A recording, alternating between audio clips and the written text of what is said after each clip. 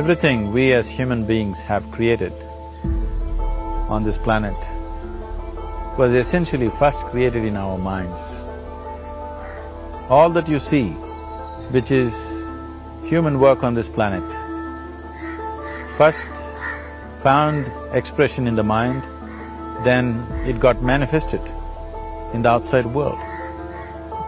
The wonderful things that we have done on this planet and the horrible things that we have done on this planet, both have come from the human mind. So if we are concerned as to what we create in this world, it's extremely important that first of all we learn to create the right things in our mind, how we keep our minds. If we do not have the power to keep our minds the way we want it, what we create in the world is also going to be very accidental and haphazard. So learning to create our minds the way we want is the basis of creating the world the way we want. There is a wonderful story in the yogic lore. On a certain day, a man took a walk. He went for a long walk. Accidentally, unawares, he walked into paradise. Fortunate, isn't he? He just took a walk and he landed up in paradise. After this long walk, he felt little tired. So he thought, oh, I'm tired, I wish I could rest somewhere.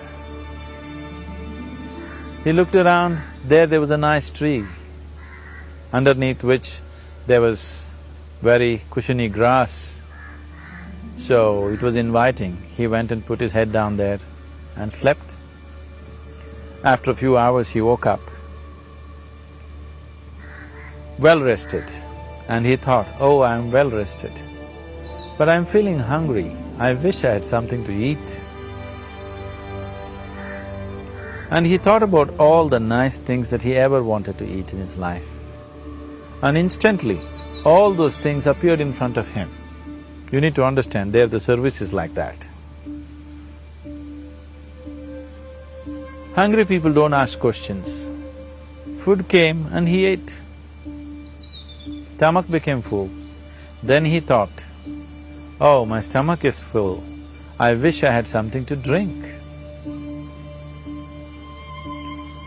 All the nice things that he ever wanted to drink, he thought about it and all of them just appeared in front of him. Drinking people also don't ask questions, so he drank. Now with a little bit of alcohol in him, you know Charles Darwin told you, all of you are monkeys, your tail fell away. Not me, Charles Darwin told you that you were all monkeys and your tail fell away and then you became human. Yes, definitely the tail fell away. But the monkey, in yoga, we always refer to an unestablished mind as markata, which means a monkey. Why we are referring to the mind as a monkey is, what are the qualities of a monkey? One thing about a monkey is, it's unnecessary movement. And another thing about the monkey is, if I say you're monkeying somebody, what does it mean? Imitation. Monkey and imitation have become synonymous. So these two essential qualities of a monkey are very much the qualities of an unestablished mind. Unnecessary movement, you don't have to learn it from the monkey, you can teach it to the monkey. And imitation is full-time job of the mind. So when these two qualities are on, a mind is referred to as a monkey. So this monkey became active within him. He just looked around, thought, what the hell is happening here? I asked for food, food came. I asked for drink, drink came. There must be ghosts around here, and ghosts came. Oh, the ghosts have come, they're going to surround me and torture me, he thought. Immediately the ghosts surrounded him and started torturing him. Then he started screaming in pain and said, oh, they're going to kill me, and he died. Just now he said he's a fortunate being.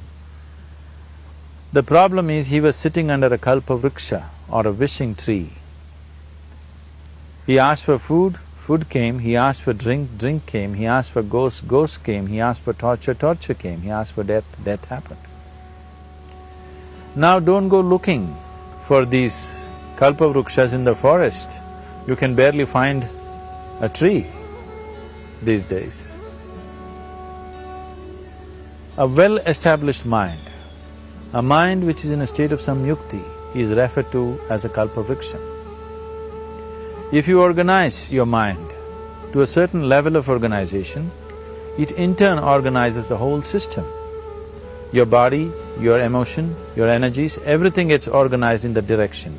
Once all these four dimensions of you, your physical body, your mind, your emotion and the fundamental life energies are organized in one direction, once you are like this, anything that you wish happens without even lifting a little finger actually. It would help to assist it with activity, but even without doing any activity, you can still manifest what you want if you organize these four dimensions in one direction and keep it unwavering in that direction for a certain period of time. Right now the problem with your mind is, every moment it is changing its direction. It is like you want to travel somewhere and every 2 steps if you keep changing your direction, the question of you reaching the destination is very remote unless it happens by chance. So, organizing our minds and in turn organizing the whole system and these four basic dimensions of who you are right now in one direction, if you do this, you are a kalpavruksha yourself. Anything that you wish will happen. But right now, if you look at your lives, everything that you have wished for till now, if it happens, you have finished.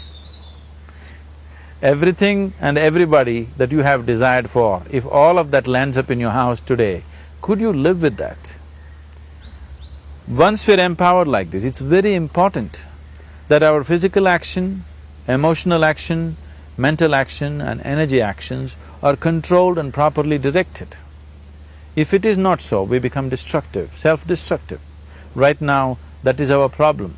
The technology, which is supposed to make our life beautiful and easy, has become the source of all the problem that we are destroying the very basis of our life, which is the planet. So what should have been a boon, we are making a curse out of it.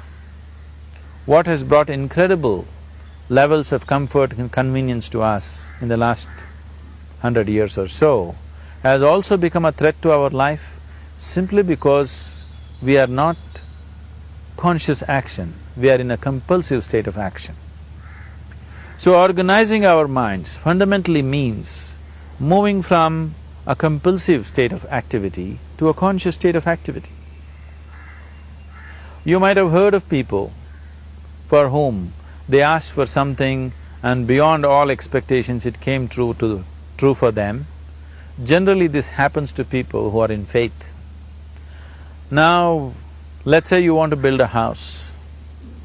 If you start thinking, oh, I want to build a house. To build a house I need 50 lakhs, but I have only 50 rupees in my pocket. Not possible, not possible, not possible. The moment you say not possible, you are also saying I don't want it. So on one level, you're creating a desire that you want something, on another level, you're saying I don't want it. So in this conflict, it may not happen. Someone who has some faith in a god or in a temple or whatever, who is simple-minded. Faith works only for those people who are simple-minded. Thinking people, people who are too much thinking, for them it never works. A childlike person who has a simple faith in his god or his temple or whatever, he goes to the temple and says, Shiva, I want a house. I don't know how, you must make it for me. Now in his mind there are no negative thoughts. Will it happen? Will it not happen? Is it possible? Is it not possible? These things are completely removed by this simple act of faith. Now he believes Shiva will do it for him and it will happen. So is Shiva going to come and build your house? No, I want you to understand, God will not lift his little finger for you. What you refer to as God is the source of creation. As a creator, he has done a phenomenal job, there's no question about it. Could you think of a better creation than this? Is it in anybody's imagination to think anything better than what is there right now? So as a creator, he has done his job wonderfully well, but if you want life to happen the way you want it. Because right now, the very crux of your happiness and your well-being is this. If at all if you're unhappy, the only and only reason why you're unhappy is life is not happening the way you think it should happen. That's all it is. So if life is not happening the way you think it should happen, you're unhappy. If life happens the way you think it should happen, you are happy. It's as simple as that. So if life has to happen the way you think it should happen, first of all, how you think, with how much focus you think, how much stability is there in your thought, and how much reverberance is there in the thought process will determine whether your thought will become a reality or is it just an empty thought. Or how you do not create any impediments for your thought by creating negative thought process. This possible is something possible or not possible, is destroying humanity. What is possible and not possible is not your business, it's nature's business. Your business is just to strive for what you want. Right now you're sitting here, if I ask you two simple questions, I want you to just look at this and answer this. Right now from where you're sitting, can you just fly off? You say no. Right now from where you're sitting, can you get up and walk? You'll say yes. What is the basis of this? Why you say no to flying and yes to walking? Because past experience of life, many times you've gotten up and walked, never did you fly off. Or in other words, you're using the past experience of life as a basis for deciding whether something is possible or not possible. Or in other words, you have decided that what has not happened till now cannot happen in your life in future. This is a disgrace to humanity and the human spirit. What has not happened till now on this planet can happen tomorrow. Human beings are capable of making it happen tomorrow. So what is possible and what is not possible is not your business. That is nature's business. Nature will decide that. You just see what is it that you really want and strive for that. And if your thought is created in a powerful way, without any negativity, without any negative thoughts bringing down the intensity of the thought process, the first and foremost thing is you must be clear what is it that you really want. If you do not know what you want, the question of creating it doesn't arise. If you look at what you really want, what every human being wants is, he wants to live joyfully, he wants to live peacefully. In terms of its relationships, he wants it to be loving and affectionate. Or in other words, all that any human being is seeking for is pleasantness within himself, pleasantness around him. This pleasantness, if it happens in our body, we call this health and pleasure. If it happens in our mind, we call this peace and joy. If it happens in our emotion, we call this love and compassion. If it happens in our energy, we call this blissfulness and ecstasy. This is all that a human being is looking for. Whether he is going to his office to work, he wants to make money, build a career, build a family, he sits in the bar, sits in the temple, he is still looking for the same thing. Pleasantness within, pleasantness around. If this is what we want to create, I think it's time we addressed it directly and commit ourselves to creating it. So you want to create yourself as a peaceful human being, joyful human being, loving human being, a pleasant human being on all levels. And do you also want a world like this? A peaceful world, a loving world, a joyful world? No, I want greenery, I want food. When we say a joyful world, that means everything that you want has happened. So this is all that you're looking for. So all that you need to do is commit yourself to creating it, to create a peaceful, joyful and loving world, both for yourself and everybody around you. Every day in the morning, if you start your day with this simple thought in your mind, that today, wherever I go, I will create a peaceful, loving and joyful world. If you fall down 100 times in the day, what does it matter? For a committed man, there is no such thing as failure. If you fall down 100 times, 100 lessons to be learnt. If you commit yourself like this to creating what you really care for, now your mind gets organized. Once your mind gets organized, the way you think is the way you feel, your emotion will get organized. Once your thought and emotion is organized, your energies will get organized in the same direction. Once your thought, emotion and energies are organized, your very body will get organized. Once all these four are organized in one direction, your ability to create and manifest what you want is phenomenal. You are the creator in many ways. That which is the source of creation is functioning within you every moment of your life. It is just that, have you kept access to that dimension or not?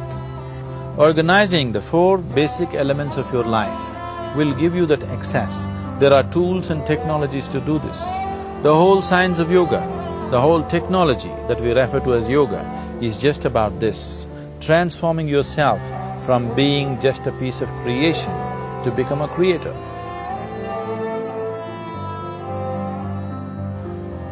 It is my wish and my blessing that every human being in this world should have this access to the source of creation within himself so that he can function here as a creator, not just as a piece of creation.